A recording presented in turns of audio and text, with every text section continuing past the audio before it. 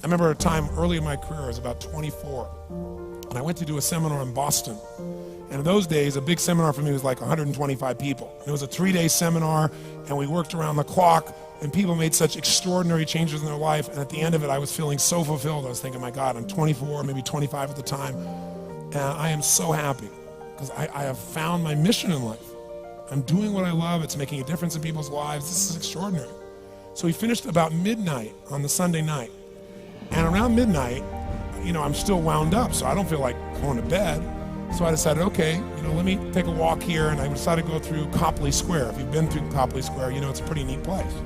Because in Copley Square, you can look up and you can see buildings that were here before we were known as the United States. And beside them, you see skyscrapers that are new. It's a pretty cool place. So I'm walking around midnight on Sunday night. There's nobody in Copley Square midnight on Sunday night. And I'm walking along, and I see this guy in the distance, and he's kind of stumbling back and forth between the gutter and the sidewalk. He's got a long trench coat on, his head's down like this. He's holding a brown bag, and I can start to smell him even before I get there, and I'm thinking, this guy's obviously drunk. And as I started to get closer, I thought, I bet he's going to beg me for some money. And sure enough, whatever you focus on life tends to happen, doesn't it? So sure enough, he gets real close to me, and I thought all of a sudden he wasn't going to do it, and all of a sudden he popped his head up. It was really weird. He went, "Mister!" He had this really bizarre looking sounding voice. He went, "Mister, could you loan me a quarter?" And I thought, do I want to reward this behavior? And then I thought, I don't want him to suffer. Do you have this dilemma sometimes? Like, I'm not here to judge. So years ago, I finally decided I always just give. Even if the person's pulling a scam, that's for them to deal with. If I have the ability, then I give. And so I thought, well, could I teach him something? So I asked him a question back. I said, is that all you want is a quarter? He goes, yeah, just one quarter. One quarter changed my whole life. One quarter. I said, really? He said, yeah, one quarter. So I reached in my pocket, and I pulled out my money clip. And in those days, I was very young, just starting to succeed. And my original mentor was a man named Jim Rohn. I don't know, how many have heard of Jim Rohn? Yeah, he's a great guy. And Jim told me, he said, Tony, look, you've come from a poor background. You got a poor psychology. You got to change it. He said, you don't have any money, so pretend you do. He said, start training your brain, condition it. He said, go save all your money, get $300 bills, and put them on the outside of your money clip, even though you only have $5 in between them. So every time you put it out, you'll see that, you'll feel inspired, you'll feel better. He said, and you'll feel better, you'll do better. So I was like, okay. So I did. So I pulled my money clip, and sure enough, I got $300 bills in. I made sure he saw the bills. So I'm tearing through that, right? Looking in between there, see if I can find some change. But I made sure he saw it. Sure enough, he's looking at the $100 bills, checking it out. I find the quarter, I pull it out, take the money, put it in my pocket. I notice he's watching my hand going into the pocket. I took the quarter and I looked at him and I said, sir,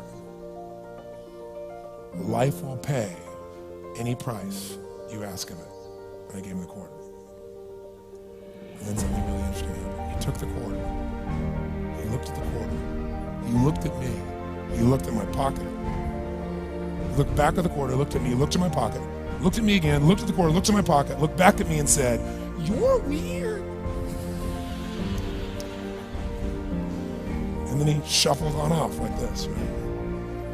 And I thought to myself, wow, what's the difference between him and me? I mean, I was 24, 25 at the time, doing what I love most, have my mission in life, and he's in his early 60s, drunk on the street begging for quarters. What's the difference? And I thought, well, maybe God's blessed me because I'm such a good person. I thought, oh, he's such a bad person, that's such bull. And I thought, wow, maybe the answer to that question is what I just told him. Life will pay whatever price you ask of it. But you know what's interesting? You got to ask intelligently. In the Bible it says, ask and you shall what? Yeah, pretty good formula. You ought to look into it. But you know what? It says ask and you shall receive, but I'm sure it meant ask intelligently. I'm sure that's what God meant. I'm sure he didn't mean bitch and you will receive. Whine and you will receive. I don't think that was the instruction. Now, if you were going to ask intelligently, there might be 5 elements of that. Number one, you'd have to ask specifically, wouldn't you? You wouldn't ask in a general way. People do that all the time. They go, I want more money. Fine, here's $1, get out of here.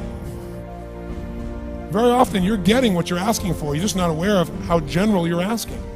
Clarity is power. The more clear you are about exactly what it is you want, the more your brain knows how to get there. Your brain is a servo mechanism. It's like a bomb. Those bombs, those missiles, they have a servo mechanism. So if the target moves, it knows what the target is, it follows it. Your brain, when you condition it, knows exactly what to go for and it'll find a way to get there.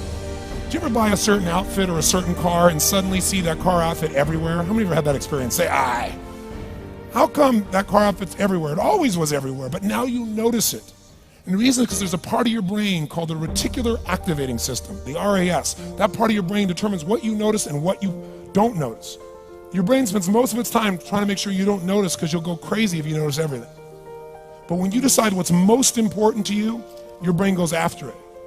Everyone I know who's successful builds what I call an RPM plan. An RPM is built on the metaphor that the way to get from where you are to where do you want to go to the fastest is you got to build power, like in a car, RPMs. And the R stands for they know the result they're after. They know what they want precisely. If you don't know exactly what you want or you let yourself get beyond that into something general, you're not going to achieve it. Clarity is power. You got to know the specific result you're after. What do you want? If you can't answer that question right now in your personal life, in your body, in your relationships, in your finances, in your spirituality, then you're not going to be as fulfilled as you want to be. Today we're going to have you answer one of those questions at least. The second part of it, you got to know why you're doing it. Because you know what? You may get a big goal as soon as I want to make $1 billion. I want to bring peace to the earth. Why? Because as soon as you come up with a goal, all the obstacles show up. Unless you've got enough emotional drive to break through that, you're never going to discover what it really takes. So you got to get yourself past that. The way to get past that is have enough reasons. Reasons come first, answers come second. This man did not know what he wanted, he did not have enough reasons.